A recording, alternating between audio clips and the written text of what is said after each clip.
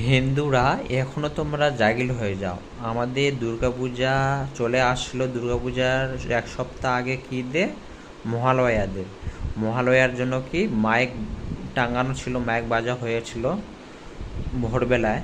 তারপরে একটা মহিলা আসেন আর কি বলছে, বলছে কি ওনার ঘুম, ওনার ডিস্টার্ব হচ্ছে, মাইক বাজানো চলবে না, বন্ধ করো মাইক। ওই জন্য এটার জন্য পুলিশও ডাক নিয়ে আসছে।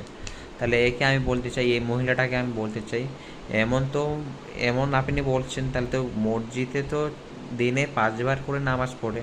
তাহলে ওদেরকে যাই আপনি বলেন তো, আমার ঘুম, আমার ডিস্টার্ব হচ্ছে, আপনি মসজিদের সামনে আপনি কমান বন্ধ করেন। এটা আপনি কই আপনি বলতে পারবেন? আর আপনি খালি বলছেন কি দুর্গা পূজার মাইক মাইক বাজানো চলবে না। তাহলে কি আপনি, তাহলে এইখানে ভাবো তোমরা, দুর্গাপূজা তো আমরা নাচ যদি ঠিক মতন সেলিব্রিটি নাচ যদি করতে পারি, তাহলে এখানে ভাবতে হবে আমরা কোন পশ্চিমবঙ্গে আমরা আছি। দুর্গাপূজাও আমরা যদি সেলিব্রেট করতে পারি।